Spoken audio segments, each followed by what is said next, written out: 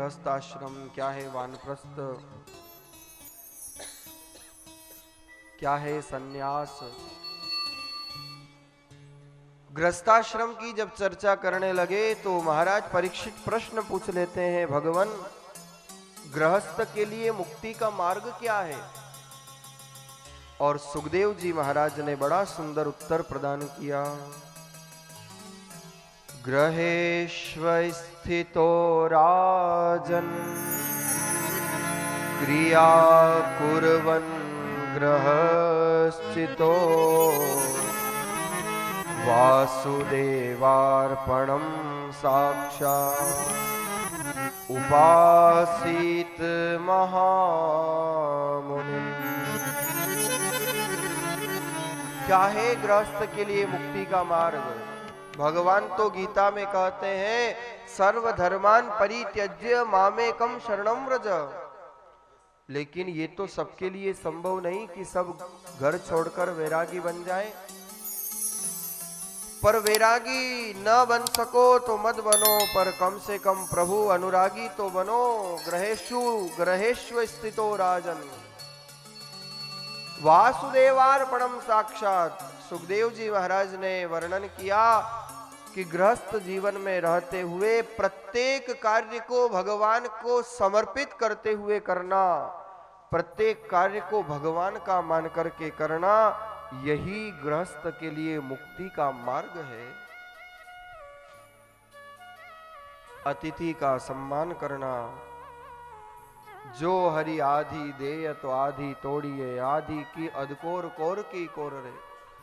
साईं इतना दीजिए जामे कुटुंब समाय, मैं भी भूखा ना रहूं न अतिथि न भूखा जाए।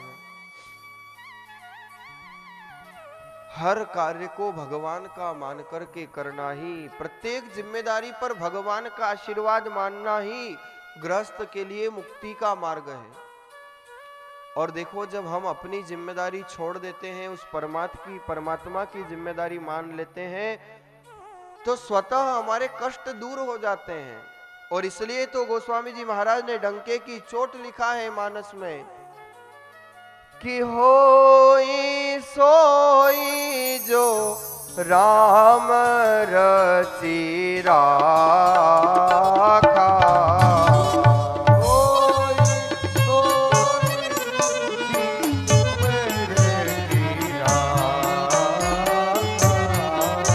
हरि का कर तरक बढ़ावहि साखा।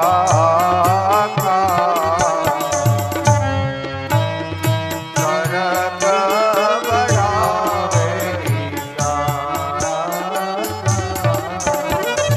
होई सोई जो राम रचि राखा, काकर तरक बढ़ावहि साखा। स्वामी रामचरण जी महाराज ने फरमाया कि जो कुछ करता राम जी,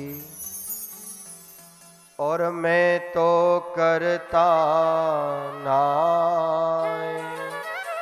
राम चरण जो मैं करूं तो बड़ी चूक मुझ माय। हर कार्य को ये मानो कि परमात्मा ही कर रहे हैं, मैं कौन होता हूं करने वाला। और वैसे भी बिना ठाकुर की कृपा के तो कुछ होना ही संभव नहीं है। आज इस दिव्य अद्भुत कथा का लाभ आपको प्राप्त हो रहा है, ये भगवत कृपा ही तो है, ये ठाकुर कृपा ही तो है। अन्यथा कहाँ संभव होता है कि कोई भागवत सुन ले या भागवत करा ले। बिना परमात्मा की कृपा से, बिना परमात्मा की कृपा के बिना तो जिह्वा पर भगवान का एक नाम भी नहीं आ सकता।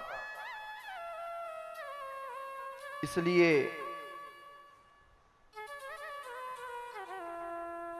सब कुछ उस परमात्मा पर छोड़ दो। और देखो, वैसे भी सिद्धांत है, responsibility is always higher authority. जिम्मेदारी किसकी होती है? जो पदस्थ है। आज समाज में कोई बात हो तो लोग किसे कहते हैं? जो समाज के पद पर पदस्थ है। तो हमारे भी तो परमात्मा ही है पदस्थ। बस केवल हमें मानना है कि हमारी जिम्मेदारी नहीं, सब उस परमात्मा की जिम्मेदारी है। जिसने इस प्रकार का भाव मन में ले आए, जो इस प्रकार का भाव मन में उत्पन्न कर ले, तो फिर उसकी मुक्ति को कोई रोक नहीं सकता। और भगवान तो चाहते हैं, भगवान तो कहते हैं तुम मुझे याद करो तो मैं तुम्हारे पर दया करूं।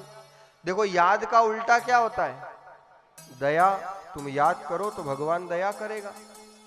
अच्छा देखो, आप लोग मंदिर जाते हो तो मंदिर जाते ही क्या करते हो? घंटा बजाते हो जोर से, जाते ही लो भगवान आज्ञो था कि छाती पे मूंग दलवा।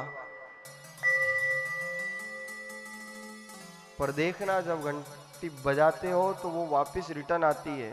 आप कहते हो प्रभु मेरा ध्यान रखना, भगवान भी कहते हैं सेम टू यू। वो घंटी लौट के आती है वापस। भगवान कहते तू मेरा ध्यान रखेगा तो मैं भी तेरा ध्यान रखूंगा, तू मुझे याद करेगा तो मैं तेरे पर दया करूंगा। अगर हम याद ही ना करें तो परमात्मा कहां से कृपा करेगा, कहां से दया करेगा? और यही मुक्ति का मार्ग है। पर सारा जीवन निकल जाता है महाराज, मरते मरते भी व्यक्ति न जाने कितने कितने प्रकार की आकांक्षाएं मन में रखता है, पर भगवान का भजन नहीं कर पाता। एक संतों ने बहुत सुंदर भाव लिखे हैं,